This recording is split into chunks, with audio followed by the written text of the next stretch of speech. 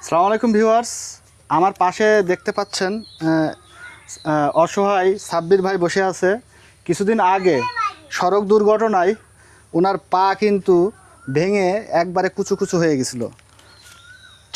চারটা রিং বসানো ছিল তার পায়ে। তো বর্তমানে সেই রিংটা ডাক্তার খুলে দিয়েছে। খুলে দেওয়ার পরে ডাক্তার আবার বলছে যে আবারও রিং পরানো লাগবে। তো এটা কি কারণে পরানো লাগবে উনার আম্মুর কাছ থেকে একটু জেনে নিই। আসসালামু আলাইকুম কাকি। ওয়ালাইকুম আসসালাম।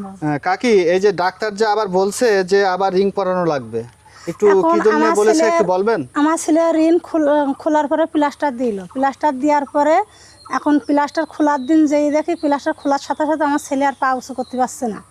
এবার ডাক্তার বলে যে জয়েন্টে ছাড়াই গেছে, আবার অপারেশন করা লাগবে, তুমি ঋণ পরাতে হবে।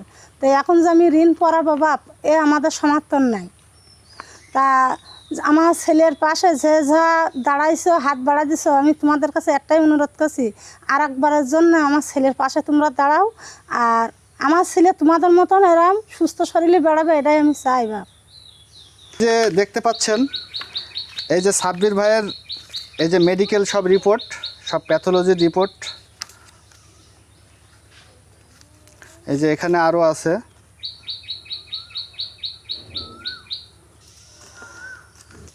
যারা এই সাব্বির ভাইকে হেল্প করতে চান, আমি ভিডিওর স্ক্রিনে সাব্বির ভাইয়ের বিকাশ নাম্বার দিয়ে দেবো। আপনারা যে যা পারেন একটু এগিয়ে আসেন এই অসহায় ব্যক্তির জন্য। এটুকুনি বলা। সবাই ভালো থাকবেন, সুস্থ থাকবেন। আল্লাহ হাফেজ।